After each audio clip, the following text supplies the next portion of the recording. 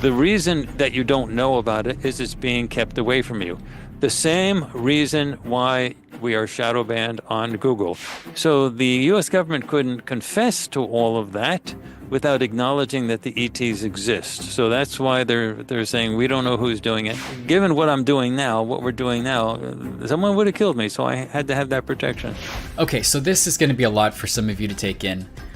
This interview basically goes way beyond anything that we've heard from any whistleblowers or people from the government up to this point. So my hope is just that you'll listen with an open mind and let us know in the comments what you think. So without further ado, here's my interview with Dr. Courtney Brown. Hello everybody, welcome back to WatchMojo and Unveiled. I'm your host Rob, and I'm back again to dig a little bit deeper into the UAP disclosure that is happening currently. There's been a lot of news, so I'm very excited to speak with today's guest, who is Dr. Courtney Brown, a mathematician and a social scientist who teaches political science at Emory University. And independent from his work at the university, Dr. Brown is a leading scholar in the field of remote viewing and the founder of the Farsight Institute. So, Dr. Brown, I'm really excited to speak with you about this. These are some fascinating topics. Thank you for joining us today. Hey, it's my pleasure. Great. Maybe you could get us started by just telling us a little bit about your background. How did you get into the field of remote viewing, and maybe even just define what is remote viewing for anybody who may not be familiar with it? Remote viewing is a mental process. Many people in the casual conversations call it psychic, but it goes way beyond that because it's very highly structured if it's done well. But remote viewing is a perceptual process that uses the mind across time and space. The U.S. military originally developed remote viewing procedures that were used for espionage purposes. It was very successful, but when they realized it was going to come out, they wanted to keep it out of the mainstream. They wanted to keep it out of mainstream science in particular. So they released some remote viewers that they had been working with into the public and allowed them to teach. And that was the goal, to keep it within the New Age bookstore fringy community so that the mainstream science would stay away from it. I, however, saw it, and I actually interacted and saw, people like two-star generals and other than that, interacting with this. So I knew it was real. I had already gotten my tenure. I'm a mathematician that works within a social science program. So, but I don't do anything dealing with remote viewing or UAPs or anything like that at my university. There I teach math and other courses in a social science program. But outside of that, I work with the Farsight Institute. The Farsight Institute, or just Farsight, Farsight, is the absolute largest and biggest, best venue, because it's the only venue where you can get full public projects that actually show what the remote viewing process is all about. So when I learned the military approach to remote viewing, I wrote two books, actually one book using it exactly and another book modifying it. But it worked. It was very interesting, but I wanted something that had more structure to it. So we developed our own procedures at Farsight that were derivative of the original military procedures, and that's what we use today. But to give you a basic idea of how remote viewing works, everybody has the capability and potential, but there's a reason why people don't do it naturally or automatic. I can get into that at some point. But I have a pen here. So when you're looking at this pen, you're looking at it through the ocular image of your eyes going into the brain. And then the neurologists, the people who study brains, found out that it's as if it's being projected literally onto a layer of cells that act like a screen, like a movie screen, a layer of cells in the brain, this picture, and it's very bright. Now, if I take the pen away, but I say bring it back in your memory and you remember it, you can still see the pen in front of me, but it's more translucent. It's not as bright and solid and opaque as this one, but you can still see it in the memory. Well, the remote viewing image is dimmer, foggier, fuzzier than the remembered image. So there's three levels of perception. One is through the eyes, that's bright, hard, opaque. One is memory, same type of thing, but not quite as opaque, translucent. And then the remote viewing stuff. Remote viewing is something that we have researched the science of it a lot. I wrote a book about it and some articles and things like that, but this is my book, Remote Viewing: The Science and Theory of Non-Physical Perception, which explains the physics of it. And what remote viewing is capable of doing is transferring information across time and space, because all humans, all life is a composite thing. So we have a non-physical part and a physical part. The non-physical part is who we actually really are. We don't use the word soul or spirit. We use the word isbe, someone who is for the purpose of being. And the isbe, everyone is an isbe. You are an isbe. I am an isbe. We animate these physical bodies that are just devices. They're just biological devices. They're not who we are. We humans normally think of themselves as the real thing, as the body, but the body is really nothing. So there's a reason why the humans have this very weird perspective of who they actually are. But that's a longer, more complicated story. But the basic idea is when we saw the original military stuff, I wanted to develop something better. Now, one thing I do want to say up front is that we have had actual direct extraterrestrial contact since I was a kid. This is not something new, but we kept it secret and we didn't let anyone know until January of 2022, when the extraterrestrials told us we had to do everything public and we had to come up completely everything. So the procedures that we use now were helped by the extraterrestrials themselves. I tried to modify the original remote viewing procedures of the military, and I just didn't get it. I couldn't really make an advance on it.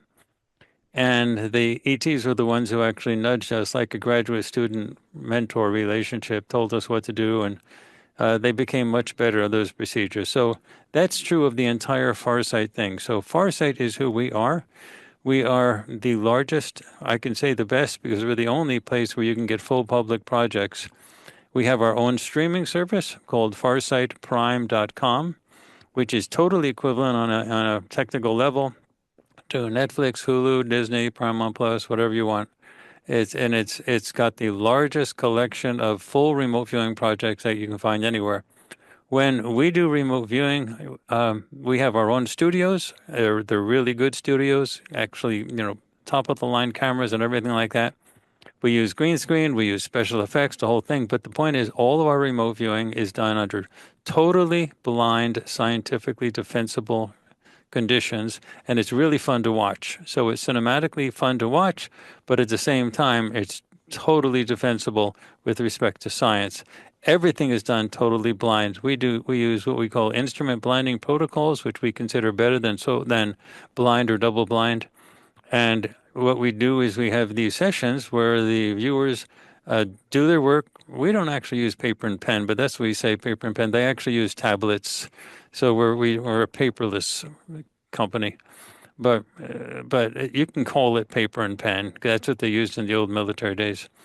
So they use paper and pen first, and then they continue their session as a last step on video, and using really interesting things like $6,000 plates of optical glass in a black environment where it looks like they're writing on space in the middle of the universe someplace. It's really good. Plus we use green screen, but all of the work is done totally solo and blind for when they're on the video. When they're on video, not only is it solo and blind, but there's nobody else in the studio.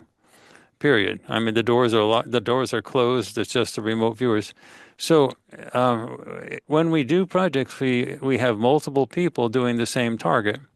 So what you get to see is 4 or 5 completely blind sessions where they're totally corroborating each other. They're all seeing the exact same thing, which is very persuasive. And then what we record is what we call the target reveal afterwards. So you get to see the remote viewer when they're told what the target is finally after everything's been recorded. And you can see their reactions, which is, what? Are you serious? That was what it was? And so it's very believable. So that's Farsight. Farsightprime.com is our streaming service. That's where everything is. That's where the mother lode is. But we also have our website, farsight.org, Farsight is two things. It's a movie business, but it's also a nonprofit educational and research institute. So farsight.org has a lot of materials relating to remote viewing, including paper, descriptions and things like that of that. So we are also, I can actually sort of, if you want to call this proof, I can sort of prove that we're the only place that you can get to really conk stuff is because we are totally shadow banned with Google and YouTube. That's usually a good sign, isn't it? Now, if you do remote viewing, if you search for remote view, first go to our website, farsight.org, so you can actually see what you're looking for, farsight.org. Then go to Bing, the search engine for Microsoft. So first go to our website, farsight.org, then go to Bing, and then search for remote viewing. We'll come up like number 3. They usually have Wikipedia and Gaia first, and then Farsight. Then go to Google and search for remote viewing. You won't find us. Now, and all the other search engines were like number 3. Or on the first page or second page, no matter what, we're always near the top. So how can it be possible that we can be number 3 on Bing and not found at all on Google? When we run, of course, the Google Performance Search Console, so we can actually track we can actually see how the shadow banning is working, and we saw that in fact we weren't being listed at all, period, for years, and then they started to talk about it on podcasts. And so at that point, they started to reappear.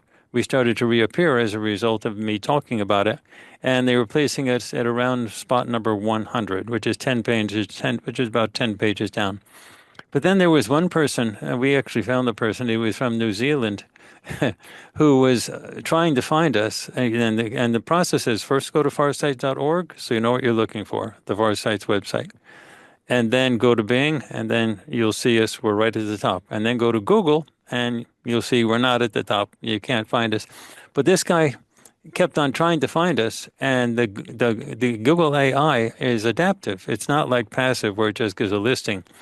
It was actually able, and we showed it. We had graphs and everything. We showed it actually following the guy, checking as the guy kept on going. And as it was searching, it knew that it was searching for Farsight.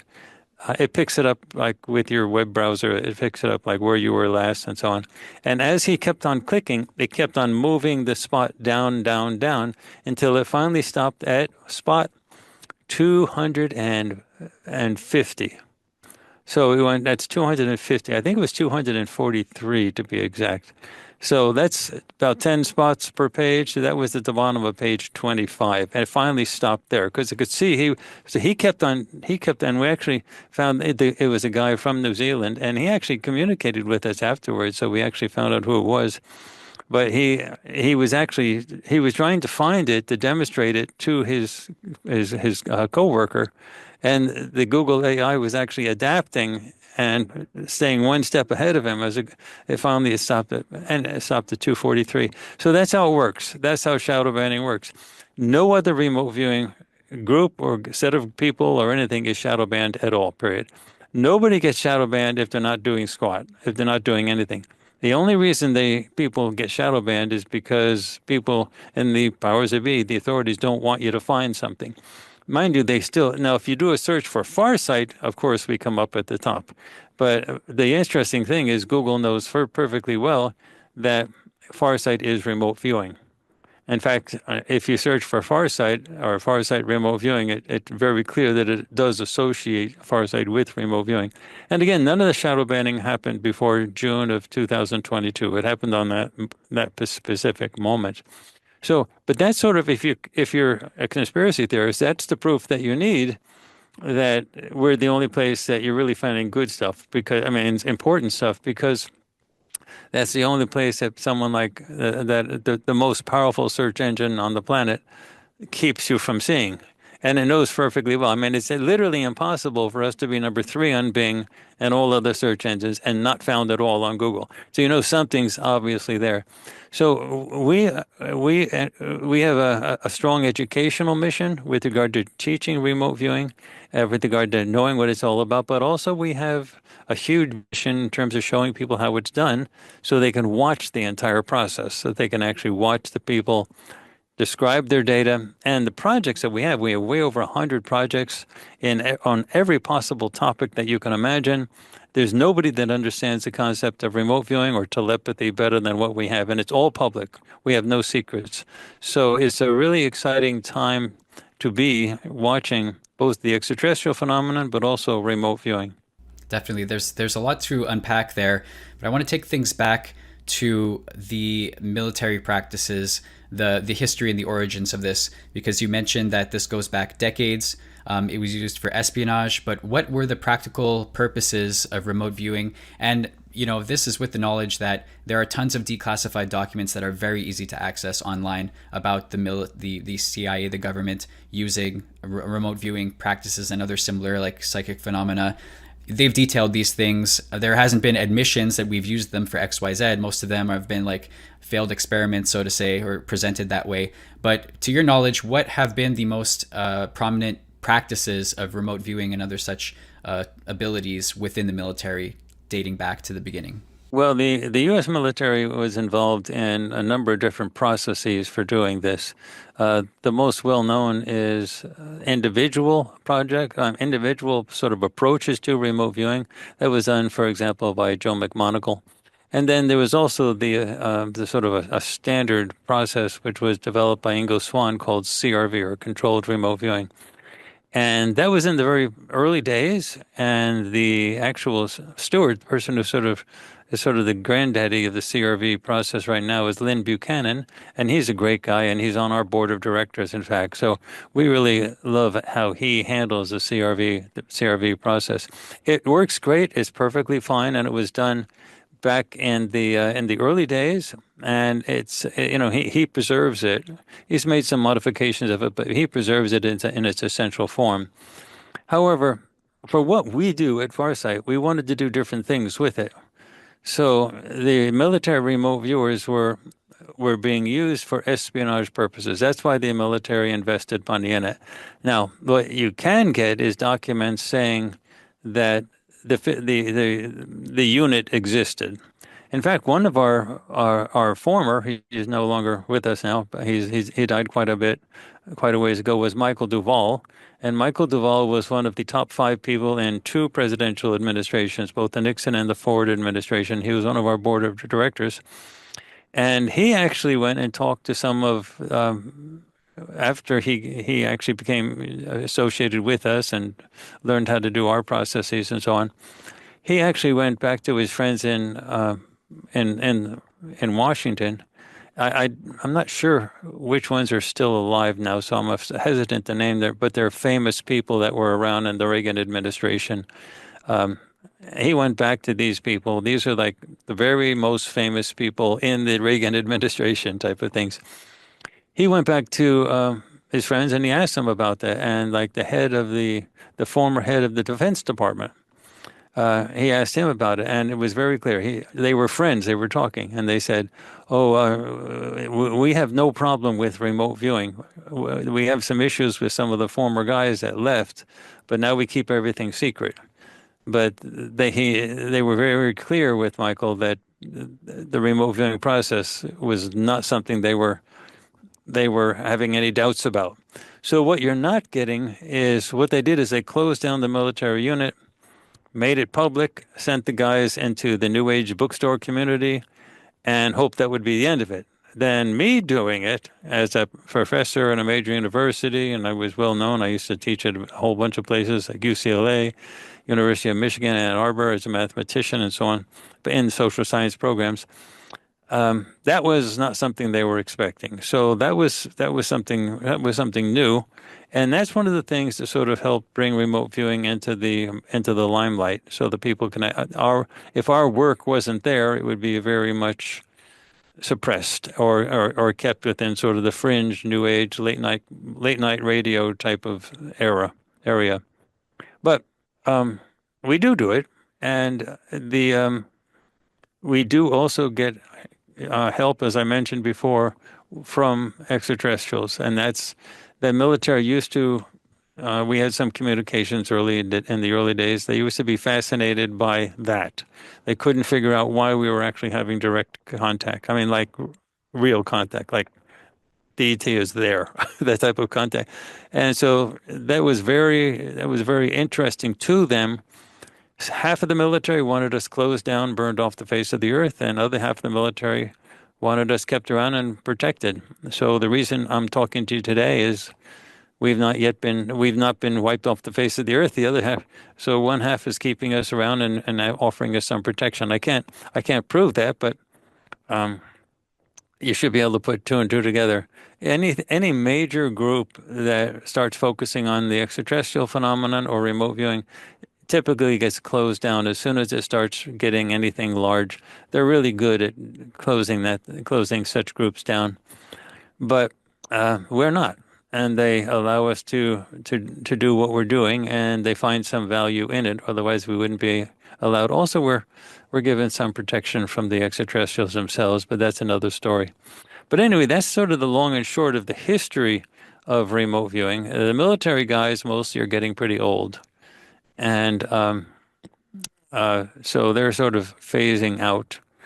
But Farsight is filled with young people, strong, and they're the most experienced remote viewers that you can find anywhere, and highly trained. And we spent years training them using our procedures and so on.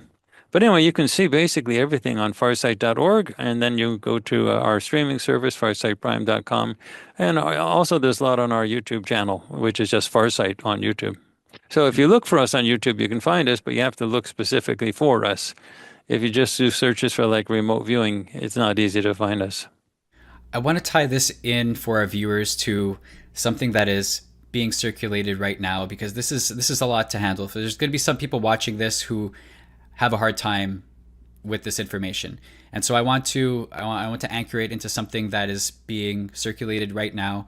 There is a military whistleblower named Jake Barber who has done interviews, or at least one interview with News Nation that was released recently. They released a full 3-hour interview where he goes into incredible detail about not only the recovery as a helicopter pilot. He recovered UAP craft many times, but he also goes into great detail about what he refers to as teams of psionics, people with psychic abilities within the military who can interact with non-human intelligence, who can interface with the spacecraft that they use. And I would like to get your feedback on that, because those are some claims that people have never heard before from somebody of his stature within the military. So can you give me any comment on that? What are your thoughts about his story? Well, you're talking about a recent, actually, set of interviews done by Ross Coulthart on News Nation. That's one word on YouTube. People can find it. And Ross Coulthart has been probably the most aggressive UFO, UAP investigator that's out there. And News Nation is to be commended. They really give high visibility to these things, as well as being one of the most respectable, non-biased news sources on all types of topics that are out there. So this is bringing a lot of credibility to the entire thing. Now, with regard to the specific thing that you were talking about with Barber, Ross Coulthart actually interviewed a lot of people who knew him and were associated with him as well. So he was talking with, colonels and lieutenant colonels and various upper level people that were vouching for him and also had their own experiences within the military. And these are firsthand experiences. One of the complaints that was made with early whistleblowers that were coming out, like David Grush and Lou Elizondo and so on like that, were that they were talking about things that they had heard or that people that they had interacted with in the military, but they weren't people that had hands-on experience with the actual ET craft and so on. So that's what this new stuff is with Barber that you're talking about.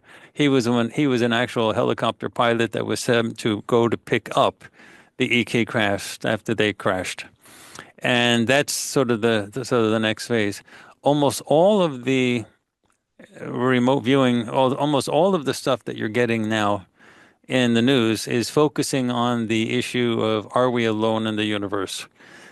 These ET things have been going. If you look at the projects that we have on Farsight, farsightprime.com, for example, it's very clear that these ETs have been around and doing things for like thousands and thousands of years. This is not new.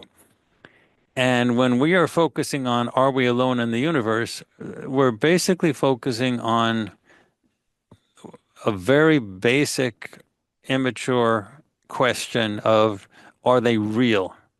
So what Ross Coulthard is really trying to do is to push past the are they real question. So once you fully accept that they are real, and also I should say that Ross Coulthard actually was interviewed by in another podcast. So it wasn't just him interviewing somebody else, but he was interviewed by Donald Trump Jr., which is the son of Donald Trump, who has his own very successful podcast. So you could actually see Roth Gosar really pushing Donald Trump Jr. on all of these things and coming out with everything. And Donald Trump Jr. seemed very familiar with the entire topic. So this stuff is starting to get to the very highest levels. So, but the basic question of are we alone in the universe? Do the ETs exist? You have to understand how primitive that question is and how difficult it is for Ross Coulthard and others to push past it. Because as soon as you accept that the extraterrestrials are real, the next question is who are they and what have they been doing here all this time? So that's the big question that's being not asked. So if you look at David Grush, for example, and Lou Elizondo, it's always focusing on do they exist? It's never asking what have they been doing, but there have been hints. For example, with David Grush, he was always talking about David Grush as a military, is a Pentagon guy who has been given official permission from his office in the Pentagon to do the congressional hearings that he's been doing, the public stuff, the interviews, and the congressional hearings, both private and public. Down the hall in the Pentagon, you can get another office that says, we don't know anything about that. We know there's no evidence of anything being extraterrestrial or aliens whatsoever. It doesn't exist. We don't know what he's talking about. So the Pentagon, the military is clearly split. One side of it is giving him official permission. He's never stated anything in Congress that he wasn't given permission to state from the Pentagon. So part of the Pentagon is giving him permission to talk in these hearings. Same with Lou Elizondo, and then the other side is in total denial. So that's the split. It's a the Pentagon is not monolithic. It's got different groups, and they, for various reasons, they have trouble with each other. But that's the two stories.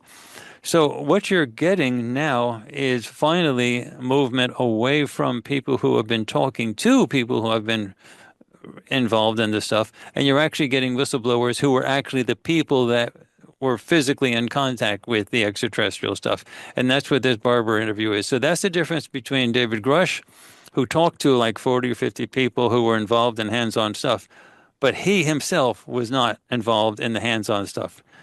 Now we're getting to the point where we're actually interviewing whistleblowers who were actually on hands-on stuff. And in case of Barber, he was the helicopter pilot and he actually picked the stuff up and took it to, and so on. So one of the things that you get with everybody who's hands-on with this is that it's a tremendously mental phenomenon. For example, Barber, when he got close to a disc-shaped craft that he was assigned to pick up and take to a secure location, there was a lady inside. There was a person inside. And that person was communicating with him telepathically. And it was a very emotional part of the interview that you see with Ross Coulthard, where he was describing what was coming from this lady who was inside this craft. So the idea of mental communications is really important. We have, of course, at Farsight, gone way beyond all of this, which is one of the reasons we're still doing this. The military gets a lot out of what we're doing because we have actual direct physical contact with the extraterrestrials. And one of the things is that all communications are telepathic. All communications are telepathic. They don't use words like German or English or Portuguese or French or Spanish. They use mental communications, and the mental communications are as effective as any other type of communications.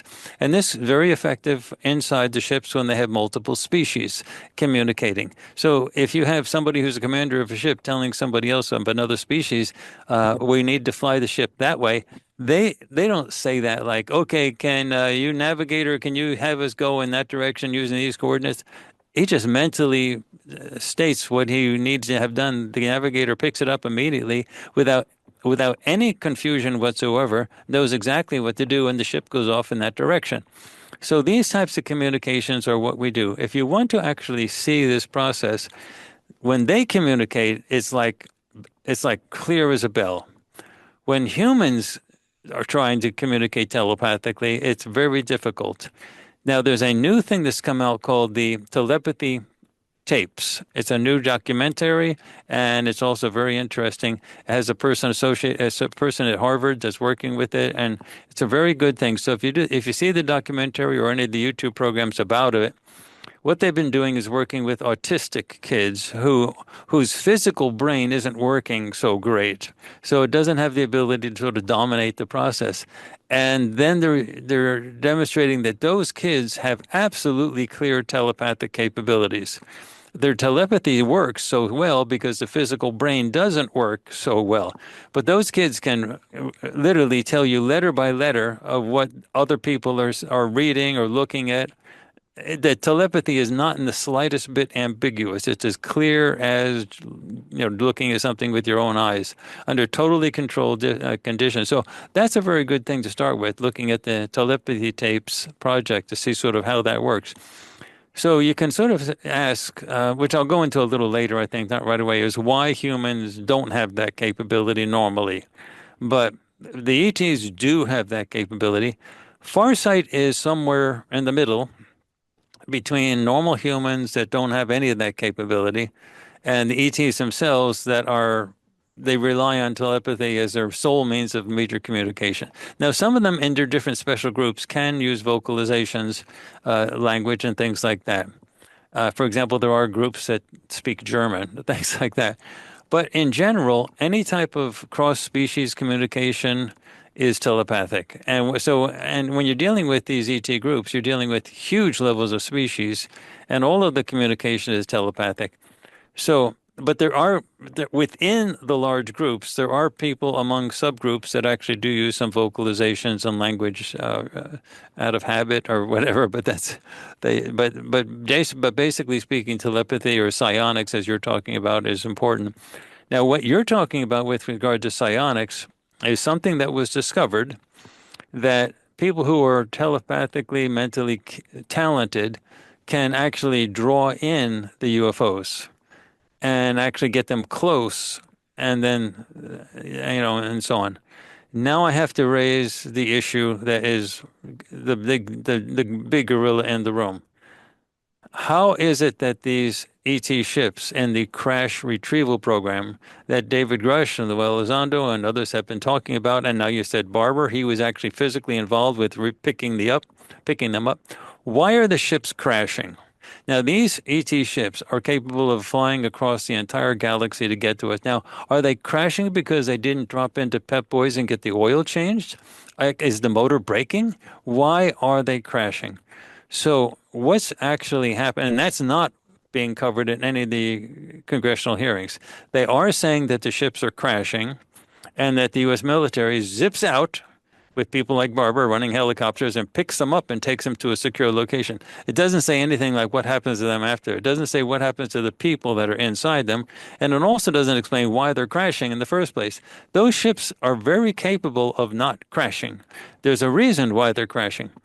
The different groups within the extraterrestrials are very complicated. Now, we at Farsight we have one agenda, which is to push for full disclosure so that humanity and your audience can eventually hear all of this and have it all come out. It's basically, we're really pushing for it to happen this year. But there's a fundamental aspect. Why are they crashing? They are crashing because there are two basic groupings of extraterrestrials interacting with Earth right now. We call them the good guys and the bad guys, or the good ETs and the bad ETs. The bad ETs, from our perspective, have literally written agreements with the United States government to help reverse engineer some of the technology in the crashed ships so that the United States government can develop their own advanced tech in what they call the secret space program. Now, that aspect of the written agreements, if you know anything about what's going on, is not in dispute. And if you want to use Google, Google Haim Eshed, Haim, second name Eshed, Eshed. He was the former CEO, the top guy in the Israeli Space Directorate for 30 years. He gave an interview that he thought he was going to be able to get away with in Hebrew in a Hebrew publication, but he didn't realize how many people understood Hebrew, and it was immediately translated into a zillion languages, where he actually talked about the written agreements and the interactions with both the Israeli government, but also the some other governments, but specifically the United States government, and he talked about the written agreements between these groups, between the ETs and the U.S. government. The trouble is that the groups that made the written agreements were wanting the U.S. government to actually have that technology because they are in dispute with the other side of the ETs that we call the good ETs, which are the ones that we interact with. And there is a soft war going on between the good ETs and the bad ETs. And the bad ETs have the interactions with the political elite totally locked up. But the issue is that the U.S. government wanted that weapons tech. Now, the good ETs are trying to help us and help in the disclosure movement so that can be fully blown out and people can finally hear what's actually been going on. The bad ETs cannot shoot down the good ET ships to try to, because they basically run Earth. Bad ETs basically have the whole hierarchy of the political elite locked up. They want to keep that way for various reasons that I can get into if you want. But the bad ETs cannot shoot down the ships of the good ETs without changing the soft war into, or I call it a cold war into a hot war. And they don't want to do that. Neither side really wants to change the Cold War into a hot war. However, there is nothing stopping the bad ETs from giving the tech to the Americans so that they can use it in their secret space program and then let the Americans shoot down the ET ships, the good ET ships.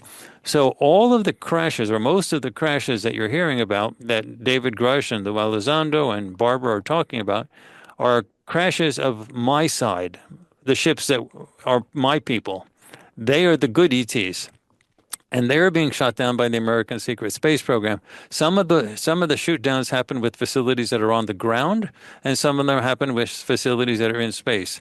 But the issue is that one of the ways that they lure the good ETs in is with these people who use psionics to go into a deep mental state, ask friendly and ask for guidance and get closer. And some of the ships actually get closer. And when that does happen, whoop, they can get seduced into a position where they're trapped. Now, the good ETs could defend themselves easily. In a matter of seconds, they could knock out the entire American secret space program. So it's not a matter of can they not defend themselves.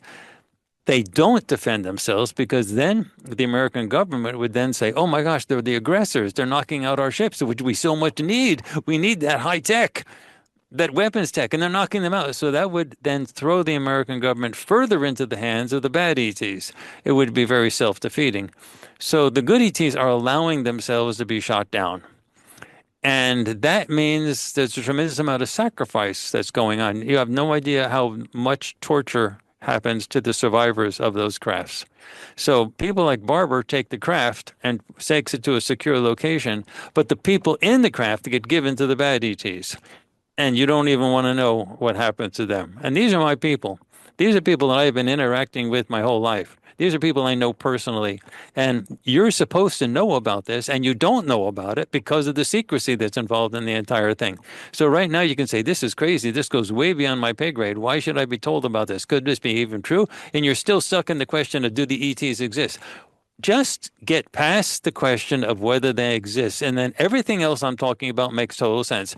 If they exist, then they've been doing stuff. What the heck have they been doing? That's the question. Now, we have projects going back thousands of years, going back to the early religions of Ra, Zeus, the whole thing, Hathor, all that stuff. We have projects on Moses, I'm Jesus. I mean, we have projects on things going back, and all the way to the current time as well, including a lot of other projects that are dealing with archaeological questions, political questions. All of that can be found on farsightprime.com. The reason that you don't know about it is it's being kept away from you. The same reason why we are shadow banned on Google, an active attempt to keep things away from the masses. It hasn't affected Bing and some of the other search engines, but the biggest search engine is quite clear as day. They don't want, the powers that be don't want you to know this stuff. That's what the fight is all about right now. And make no mistake about it, it's a war. And it's going to turn into a hot war, but currently it's a cold war. And my side is making tremendous sacrifices to get it to the point where the only thing we want is disclosure. We want humanity to simply know what the whole situation is, and then people can make a free will decision of what they want to do. And if they want to associate themselves with the bad ETs, my side will go away. And we'll say, it's your decision. You made that decision. But you can't make the decision if you don't know the information. So we're not trying to control you. We're not trying to, change the way the governments work.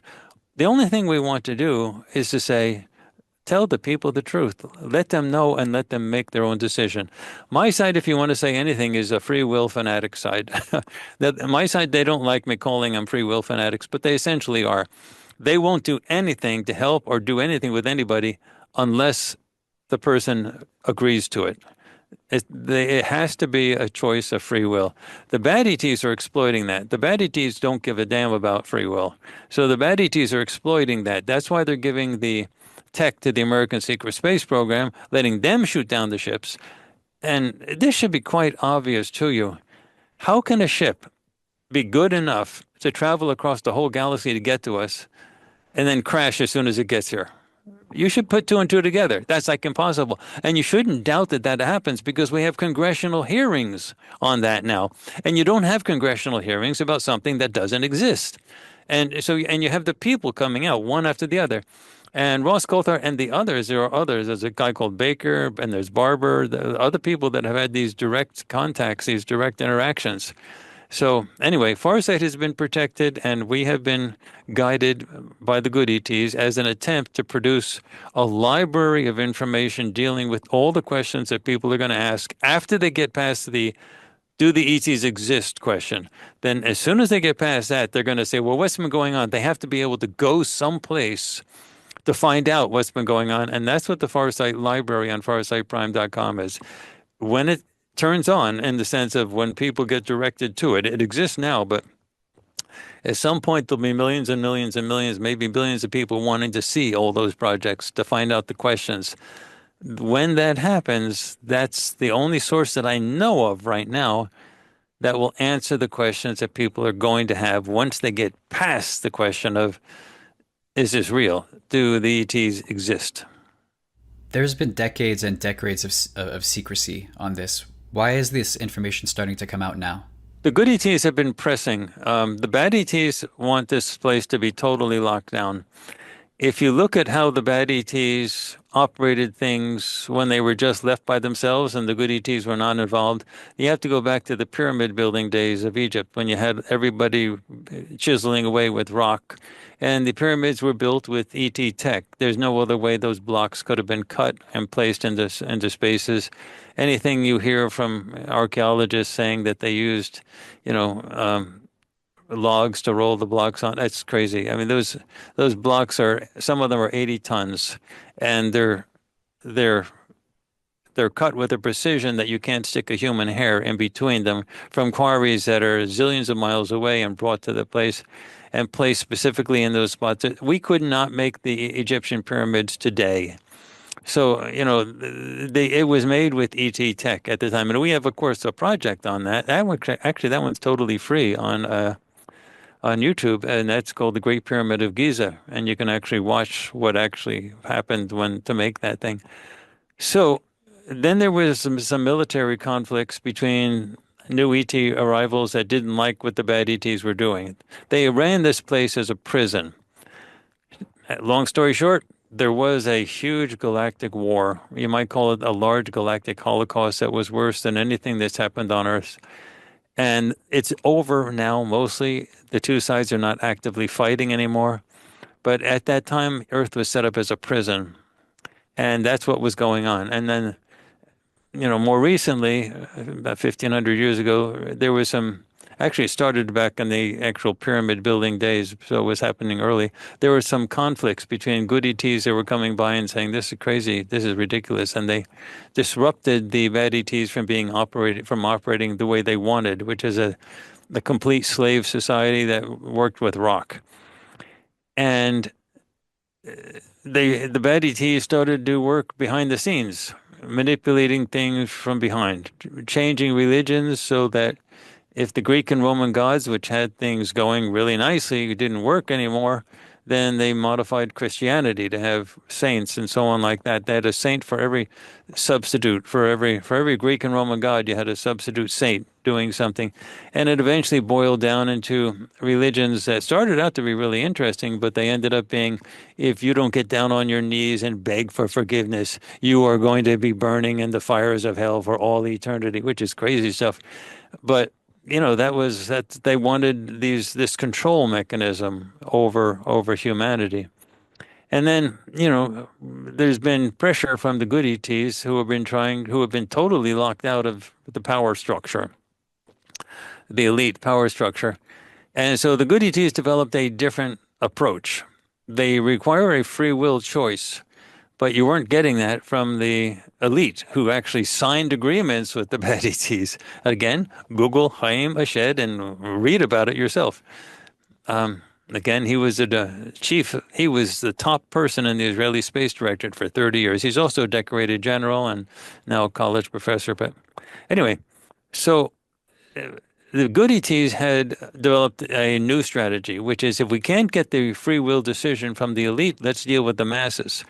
So what they have been doing over a great many years is, I'll give you some examples. They've been dropping ideas in the middle of night when the script writers and producers and directors are sleeping in Hollywood. And when they wake up, they say, "Oh, I've got this great idea for a new movie," and now the good ETs are free will fanatics, so they're not going to force anybody to do it. But a good idea is a good idea, and the screenwriters think it's their idea, and that's where you got Star Wars. That's where you got Star Trek. That's where you got the Matrix movies. All the stuff coming out, a lot of the Ghost in the Shells, a lot of the high tech, interesting sci-fi stuff that you see coming out of Hollywood and some Japanimation and things like that came from the good ETs. So what they were doing is they were changing the ideas in the society, making the society ready for this open contact. If it wasn't for that, we'd be stuck way back in the dark ages. So all these ideas, they were being brought to the surface without the agreement with the U.S. government and without the agreement of the bad ETs. It was just a revolution slowly percolating from below. We are now in a situation where disclosure has to happen now, not like 2, 3, 4 years. There is a constant pressure to close down whatever venues exist that are still open in social media. And 2 or 3 years down the line, everything's going to be chucked, stranglehold. It'll be chucked off, and the good ETs won't be able to get any information through. So we had to wait until there was enough technology so that you could actually have an internet and you could have the spread of information, but it has to act before that the dark forces have a chance to get complete control of that. And that's what, for example, that's the type of thing when you see Telegram, the exec for Telegram, Pavel Durov, he was arrested. He was seduced to go to France, being told he was going to have a lunch with Mitterrand and in fact, I'm sorry, with Macron. And in fact, that's not what happened. He got arrested as soon as he got off the plane, and they want a back door into Telegram. When Telegram was in Russia, Russia demanded a back door, so Telegram left. They went to Germany. They went to all sorts of countries. They went to the United States in the Bay Area. Every single place they went to, the country's security people went to them and said, we want a backdoor into Telegram. Then they went finally to Dubai, and Dubai said, you can operate without a backdoor. So what they had no alternative, they seduced him to go to Paris. He has dual citizenship in Paris and in France. They seduced him to go to Paris and immediately arrested him. And the whole idea is they're trying to, and of course there had to be some compromises. He's got out of jail. So they're trying to control social media. TikTok, for example, that was controlled by ByteDance in China, and they were saying publicly China is data mining and finding out information about or spying on American consumers. Wake up. Every single company in the world is spying on American consumers. Google, they're tracking every little click that you make. There's nothing that no one's not spying. The data mining is so totally complete. What they're really talking about is that they don't have any control over TikTok. TikTok is putting things out that the powers that be have no control over, and that's what they're worried about. So they want TikTok to be sold off to some other group of investors who are dying at the bit in order to buy it because it's such a valuable property. But then once it's sort of controlled and operated here, then they'll allow a back door. Then they can control TikTok. So that's the constant cascade that you're going to get 2 or 3 years down the line. So its disclosure is now or never. So my side has been pushing for it now. Now, what happened is on November 13th, we actually have meetings, like we call them ET board meetings, with, say, 6 remote viewers, people, and 2 extraterrestrials. And we record those at the insistence of the ETs themselves. We record, I mean, the ETs are very specific. They told us what cameras to use. They give us advice on all types of stuff. They give us time to set up everything. They might make sure everything's recorded. They want no secrets, which is hard because they demand the highest quality cameras. We have to learn how to use the cameras and how to use the mics and everything. Okay. So we have meetings that happen once a month. At their insistence, they're recorded. On November 13th, for example, they told us, record it, and we published it. They said that they're going to start showing ships, small ships, in large numbers all over the place. They're not going to be using any stealth tech, so you'll be able to see them with your naked eye, and you're going to be able to record them on video. And they told people to go out and start recording them. That was on November 13th. On November 15th, we published it. I mean, we have 6 cameras. We've got 6 mics. It takes a while, a couple of days to get it together. On the 15th, we published it. On the 18th of November is when the drone stuff started happening, blowing all over the place. And the U.S. government was seriously rattled. So badly rattled that at one point, the Pentagon officially told a congressman, I hope I can say this without laughing. I laugh at it so much. But they told a congressman, it came out on Fox News, but he said, I got it from the highest source. This is an Iranian, I'm sorry, an Iranian mothership using Chinese tech that is launching these drones off the East Coast. An Iranian mothership, no less. Anyway, that was sort of that was as bad or worse than the original swamp gas explanation that they gave a long time ago. Anyway, that Iranian mothership story lasted for about 2 hours. And then the Pentagon spokesperson, the lady, came out and officially said, no, that's not what's happening. So they threw that out as soon as they realized that just wasn't going to work. So more recently, they have been pivoting, and there's been some more sophisticated releases trying to say it's a Chinese mothership that's using Chinese tech to let Americans know that they could get anywhere, any place. Okay. Well, the Chinese have no motive for sending these drones that are coming out in huge numbers. Some of the drones are actually U.S. drones that are actually using ET tech, part of the American Secret Space Program, and they're clearly searching for something. But a huge number of these things are actual ET ships that we announced were going to happen. The meeting has on November 13th. We published it on the 15th, and on the 18th is when the drone thing exploded all over the world, everywhere all over the world, over Africa, over Asia, over London, and then you have it over restricted airspaces. And these ships, they stay up for, normal drones can stay up for 20, 30 minutes.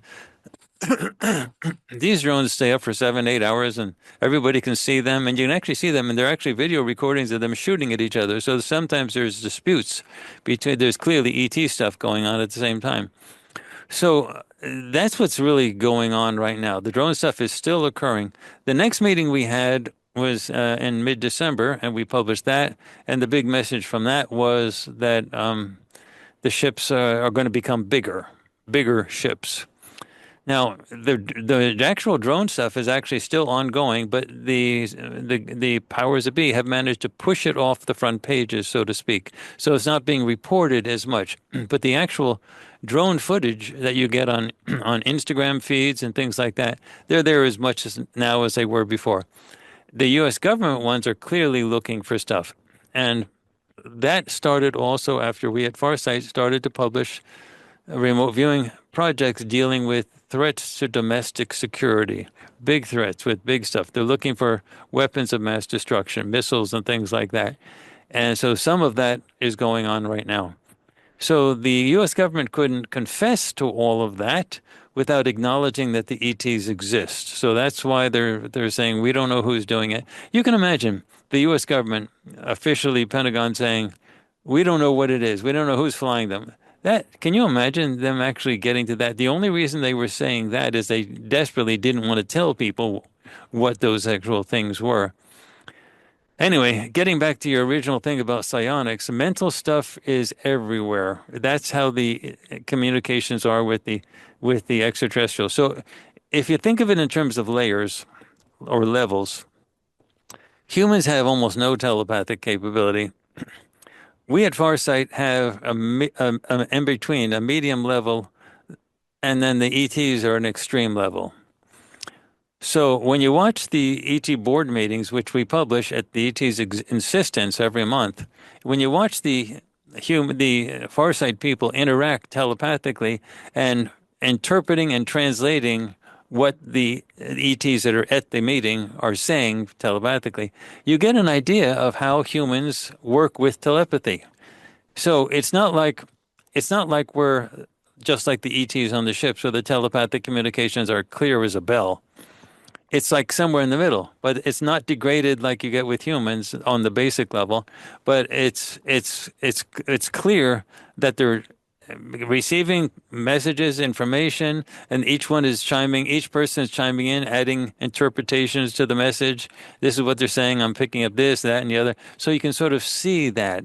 And it's a nice way to sort of see telepathy work with people who are telepathically capable, but maybe not at the same level as the ETs themselves, which would seem like, crazy amazing, but not so degraded as you get with normal humans. I have so many questions. Something else that Jake Barber mentioned was that some people have a predisposition for psychic abilities, and he mentioned Native people, people in third world countries. What is the reason for that? He also mentioned that women and actually gay men have a higher level of capability, generally speaking, for telepathic communication. Is there a reason for that? And the second part to this question, can this type of skill is it a skill that can be learned by anyone, or is it something innate that we all have or don't have, and there's nothing that we can do about it? Differences that you're going to find with different groups are all dependent upon the culture. Some cultures are just simply more open to the intuitive ideas coming through, so they don't throttle it down. They don't stop it as much as before. But this is basic for everybody. So let me explain why the telepathic question that you're asking is being asked in the first place. This planet has been run as literally a prison for thousands of years. And how is a prison run? It's a prison by it puts people in the prison and it doesn't let them get out of the prison. Now, it's a psychological prison. It's not a prison with bars, but that's how advanced prisons in the galaxy are operated. What happens is we don't use the word soul or spirit. We use the word Isby.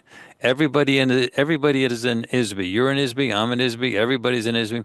And an Isby is someone who is simply for the purpose of being. Now, You cannot kill an ISBE. You cannot kill a person. You can kill the body, but you can't kill the person. The person's ISBE is the real person. You can not kill an ISBE, but you can deceive an ISBE. You can lie to an ISBE. You can trap an ISBE. You can enslave an ISBE, but you can't kill the ISBE. So it used to be in the galaxy that death was a means of transportation. Someone dies and then they say, okay, I'm getting out of there. If it wasn't a nice place to be, and they go someplace else.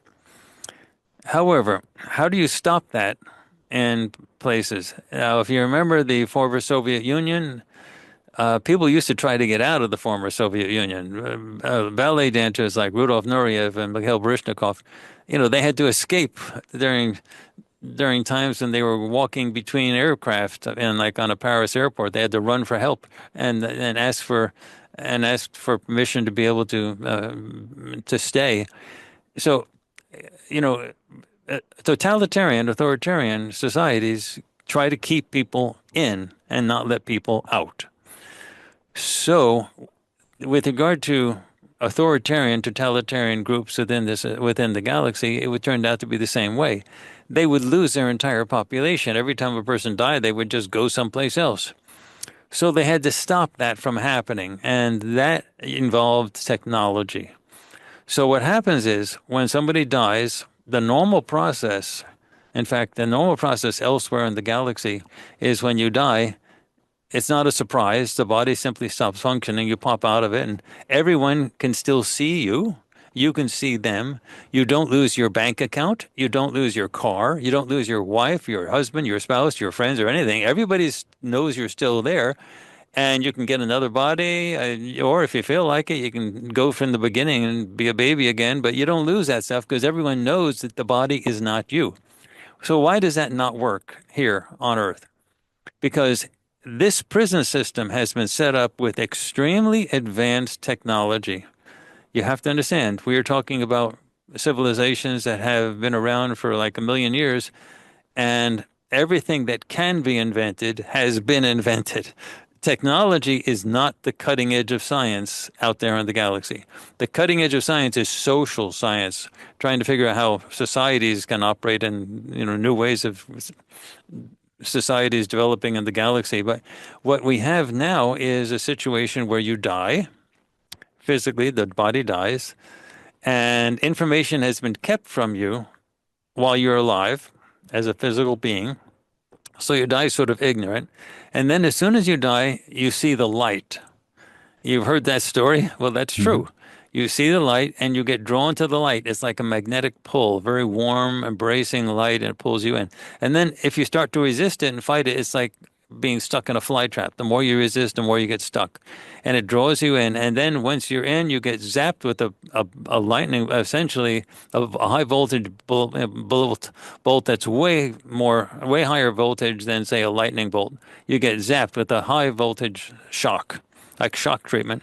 And you can't be killed, but you can be rattled. And what happens is you lose your memory. You lose your telepathic capabilities. You lose your remote viewing perceptual capabilities. You're just stunned. And then an AI comes out. You've heard this story before. An AI comes out and says, you're a very important person. And we've been talking about your case with the Council of Elders. You see the Council of Elders over there? Yeah. Well, we have been thinking, the arguments you used to have with your mother?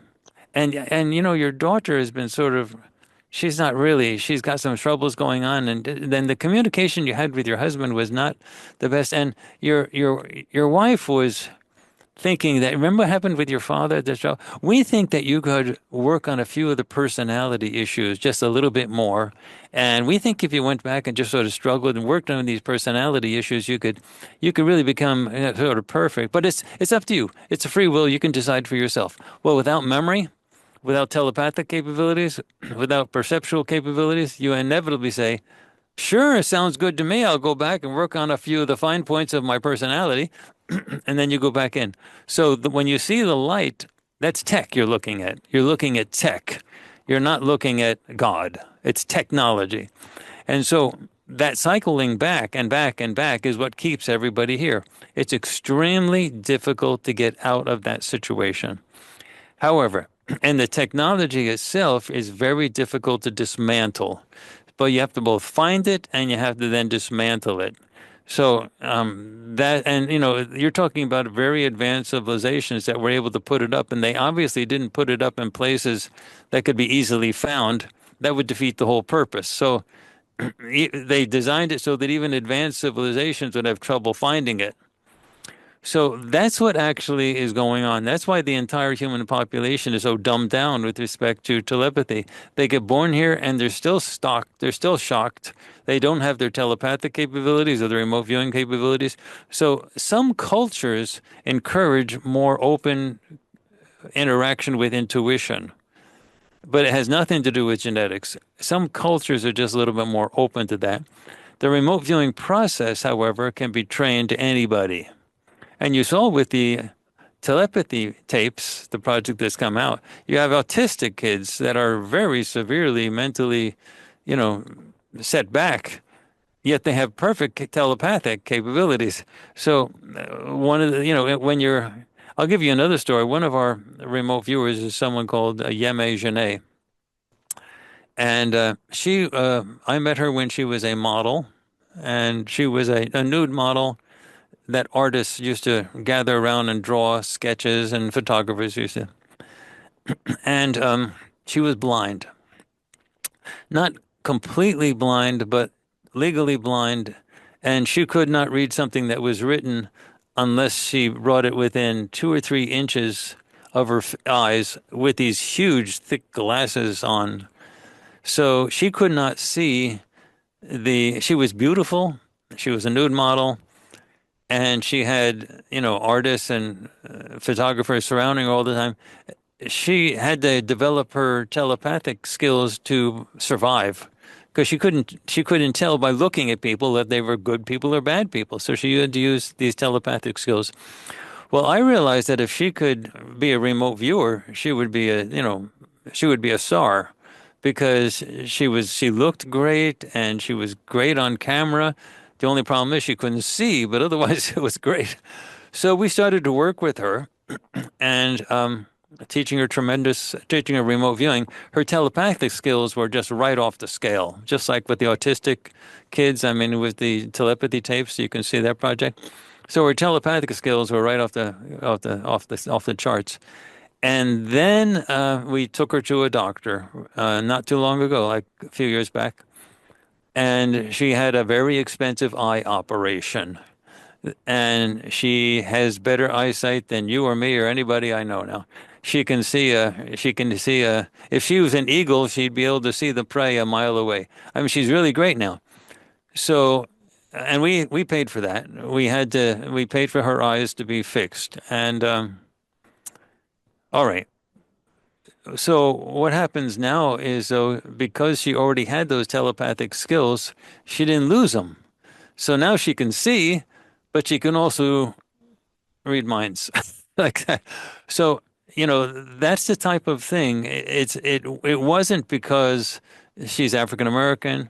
It wasn't because of her skin color. It wasn't because of, what her sexual orientation or anything like that. It's because she was blind and she needed to rely on that. And she developed those capabilities, just like the autistic kids developed these capabilities in the telepathy tapes project. I would imagine that our Western lifestyle doesn't encourage anybody or very few people to explore developing these capabilities. What do you have to say about this, the way that society has kind of developed in the modern world, and the way that these ideas are not generally accepted by the masses and kind of pushed aside? It's by plan. They're trying to do it. This is a suppressed understanding that is suppressed all on the level of governments all throughout. People, the authorities, which ultimately, remember, the bad ETs have direct interactions with the elite. They don't want people to know this. And when they knew the remote viewing capabilities were going to come out anyway, they released some of the remote viewers into the public with the understanding that they'd stay within the New Age bookstore community. They'd stay fringy and it wouldn't get into the mainstream. That was the whole purpose, to keep it out of the mainstream. But at this point, all of the major governments that have anything to do with anything know that it actually can exist. And now the ETs are trying to push the thing forward. Now, as far as the big ships are concerned, it started, but there's going to be some bigger ships. It hasn't really fully happened, but it's in the works. They said the next big stage is big ships. And then on the January meeting, they said, now we want people to try to communicate with us.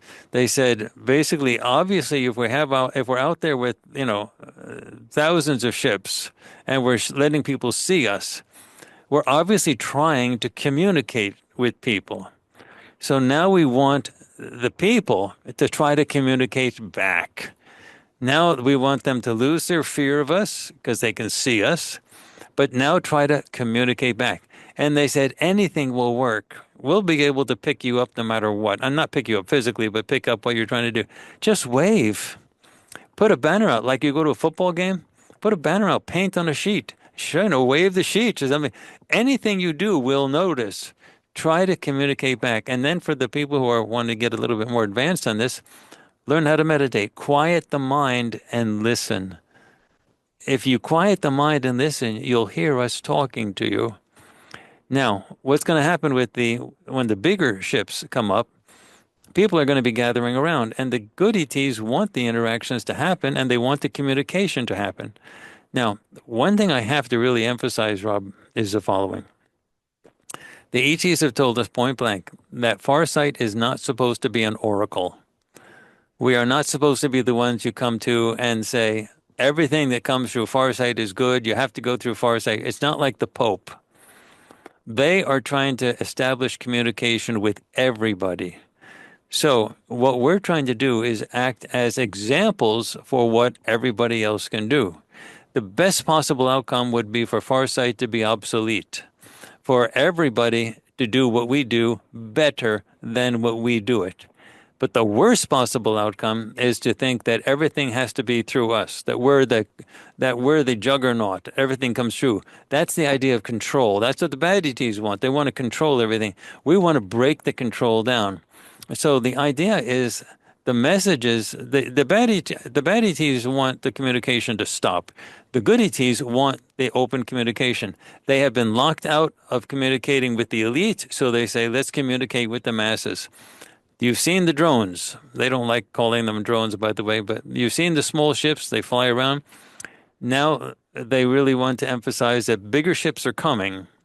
There have been some bigger ships that have been visible. You can see them on Instagram pages, but on reels and so on. However, there's bigger ships coming, like big ships. Now, I'm not talking the really big ones like the size of the state of California or larger, but clearly very big ones that you can see that's not a drone. So they're coming, but the step that's before that is now it's communication. So this telepathy stuff you're talking about, or the psionics that you're hearing Barbara talk about, that's what they want to get started. And any level to start with is okay. Waving a sheet with some words on it, like you're at a football game, waving your hands, quieting the mind, listen, anything will work. They're trying to communicate with you. And when the big ships come, they want people to gather around. They want people to get underneath and nearby and try to speak with them, try to communicate. It's got to be this gradual process. And it has to happen soon. We're talking like this year. It can't happen 2 or 3 years, because in 2 or 3 years, all the social media is going to be choked off and they won't be able to get through to you no matter what. Everything they won't be able to get. The idea is we have to get to the masses. In 2 or 3 years, we won't be able to get to the masses. So you won't be able to get anything. Like, look at the stuff you get in mainstream news. It's garbage. The stuff you get in mainstream news is like ridiculous. It's not, you're not getting anything real. The interesting thing about some outlets like News Nation on YouTube is they're pushing the agenda. They're getting more stuff out with fewer controls. And that's why you have people like Ross Coulthart appearing in News Nation. You have to say, well, why is that not happening with CNN? Why is that not happening with MSNBC? Why is it not happening with Fox?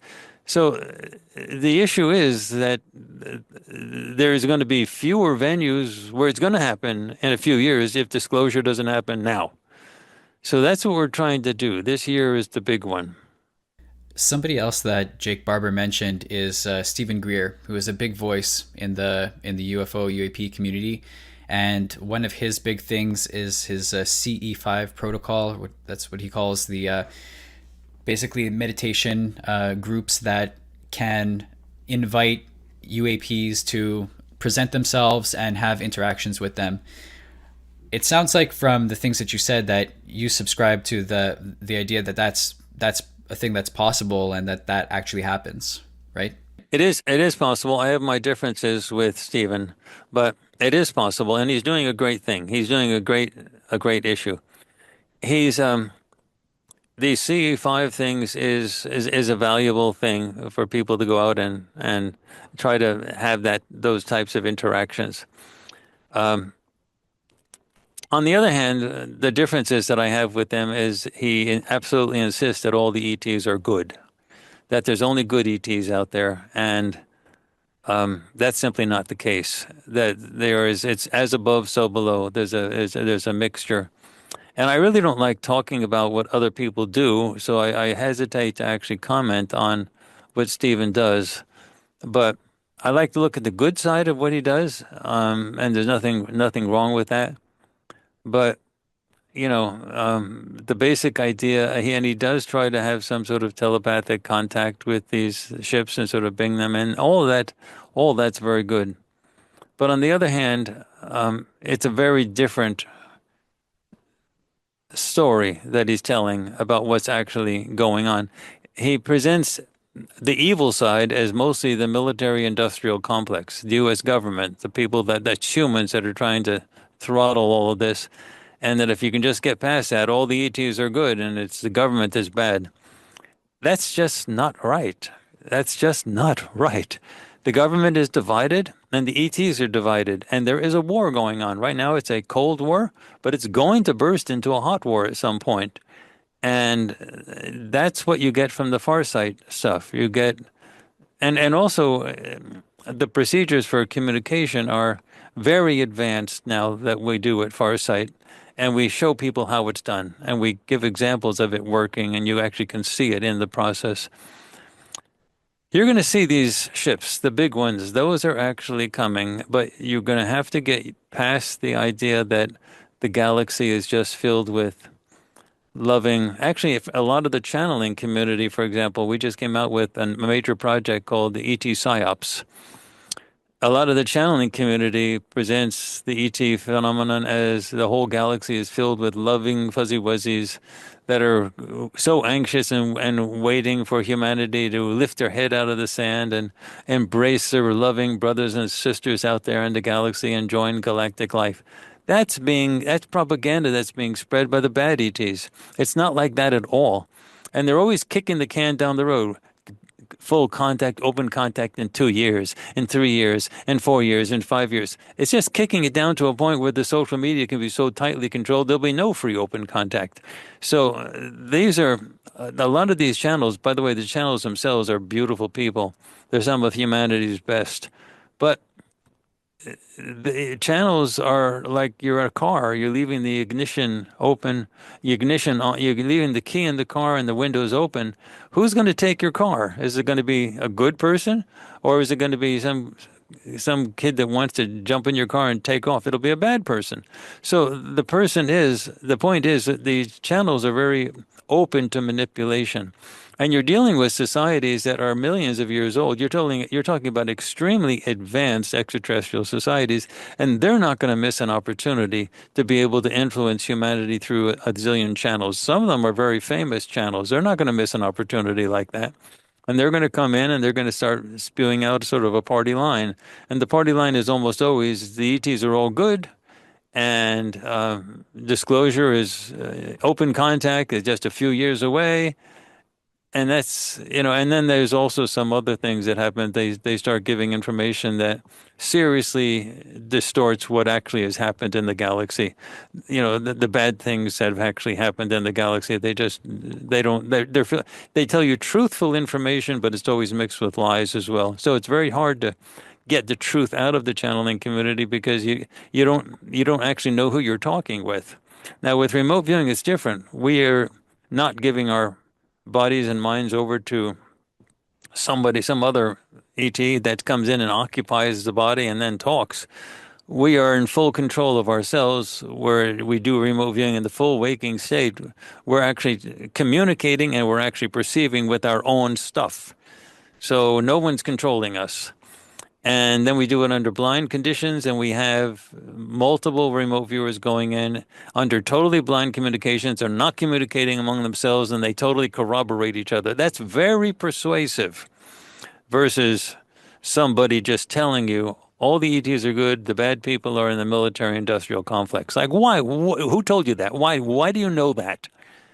There's no reason someone can. You just can't say something like that. You have to show. You have to have raw data and look at it. And I don't see any of those people having any raw data to be able to demonstrate anything like that. When was your first contact experience? I've been dealing with these ETs since I was born. The difference between myself, my son, and some others is that we came here without being processed through the death traps, which is the amnesia processing stuff that I talked to you. We call them the death traps, whether you get bolted, you get shot with a bolt of lightning and so on, you lose your memory. So we came in here and we were able to regain our memories of who we are and what we're doing. And so I've been dealing with the extraterrestrials since I was a kid. I would have been killed immediately if I wasn't protected. So when I was growing up, I had, the so commonly described grays with the wraparound eyes. Yeah. I had two on my left and two on my right when I slept every single night. They didn't bother me. They didn't abduct me. And this wasn't stuff I dragged up through hypnosis or dream recovery or anything. There was just two on my left and two on my right. And they told me not to tell my mother because it would worry her. But, they were protecting me. And, they were friends. And this is way before Whitley Strieber wrote Communion. This is way before anybody was talking about the Greys. So they were there all the time. And I mean, I couldn't go to sleep without, someone would have killed me. Given what I'm doing now, what we're doing now, someone would have killed me. So I had to have that protection. And then all throughout life, they would be telling me things to do. I had to be born from a human mother. My son had to be born from a human mother. We had to go through the human educational system. We're humans. We had to go through the whole 9 yards. We couldn't just be flown in and dropped into Times Square and then start talking. We had to come through the grind. But normally people don't get here unless they actually come in as prisoners. So we had to go through the whole thing. But then I had to recover all my memories, and then I had to also be told everything. And so they've been telling me what to do since I was a kid. And then with Farsight, it's gotten to the point where we actually not only were given advice, we were told when to get a studio, where to get the studio, what kind of cameras to get. I mean, and then when it got to be a point when we were supposed to tell people how to make video recordings of cloaked ships, there's cloaked ships all over the place. They're mostly flown by the bad ETs because they don't want you to see them. So they wanted us to know about the cloak ship. So they sent somebody, a very nice person, Lincoln Lounsbury. He was the lead air traffic control person in the Reagan Airport in Washington, D.C. That's the big one, the international one. So he was the guy, he was the lead traffic control person. He's published in the aviation journals. He's also been the traffic control person in the towers and a bunch of other major airports. Anyway, he came to us. Now, he didn't say he came from the ETs, but it was clear without him. Anyway, it was clear from our perspective, it was very unusual. He came to us in this very studio I'm talking to you right now. If I turn the camera on, you see there's monitors all over the place. He came here with Excel spreadsheets, video examples. He told us everything that needed to be done to make recordings of these cloaked ships, because he was air traffic control person in Washington, D.C., and he showed us stuff that was flying over Washington, D.C. That's the most highly restricted airspace in the world. And he's the air traffic control person. He was showing us all these ships. He told us what cameras to buy. He told us where to send the cameras to get them converted into infrared, the whole 9 yards. We just had to follow the instructions. Now, we already had we were already guided to use, been told what to use. We already had Panasonic cameras. GH5, so we just had to upgrade to Panasonic GH6s because they had to shoot at 120 frames a second because the ships travel so fast you can't capture them at 30 frames a second. So we had to upgrade to GH6s, which could do 120 frames per second. And then we had to send them to a particular conversion place called Life Pixel, which converted them into infrared cameras. And they did it in a special way. Every camera has a sensor, and the sensor has a filter on top of it that screens out ultraviolet and infrared. So that's what you normally want when you want a good picture. But that sensor had to be taken off, and nothing had to be put in its place. And Life Pixel was the place that did that. So we bought the J6s, we sent them out. Then I set them up on my deck, and my son is Aziz, he said, Dad, just follow exactly everything that Lincoln Lounsbury told us to do. Follow exactly what he did. So we did it. I got 15 minutes of coverage. I went down and I put it into Adobe Premiere and started looking at it. Within the first 10 minutes, I had at least 30 UFOs that were clear as day, flying right over my goddamn house. They were as clear as day. They were swooping down. One was the size of like half a city. I mean, one was huge. I mean, all these things we were seeing, and they were traveling. Then Lincoln came in, and we had a show that we had on FarsightPrime.com called Identified Flying Objects. He would come in and look at all of our footage, and use, because he was an air traffic control person, he could identify the speeds that these ships were flying at, and they were flying at 20,000 miles an hour, which is 32,000 kilometers an hour. That's how fast. You could put the Titanic flying over your house. You wouldn't see it if it's flying 20,000 miles an hour. So, and then we're like all over the place. And then we had a field day, and we were like making recordings of ships. I went down to a Blue Angels show.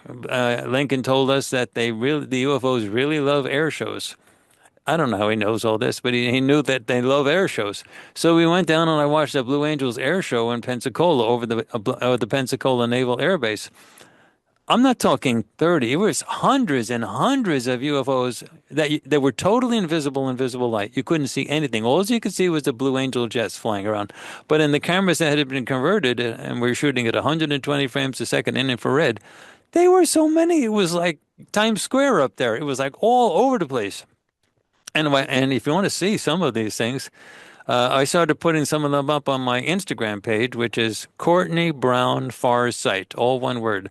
Courtney, my name, Brown, my name, Farsight, Farsighd. And you can see a lot of these, including, if I could even share my screen and show them to you now, but it's so easy to find them. Just go to Instagram, Courtney Brown Farsight, and you can just see a whole bunch of them.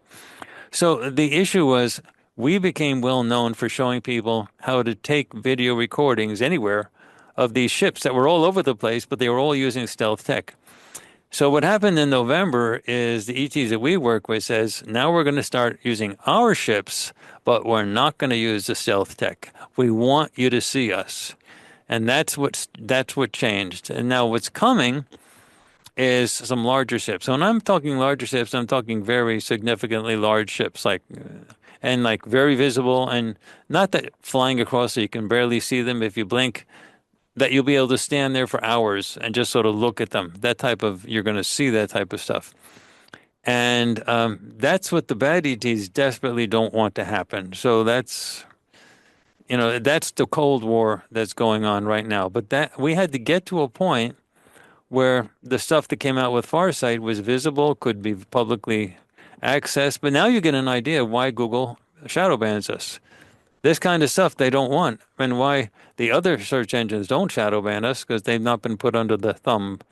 But the shadow banning of the depth that we have more banning on us than you get out of, when presidential candidates used to complain that they were being shadow banned on various social media.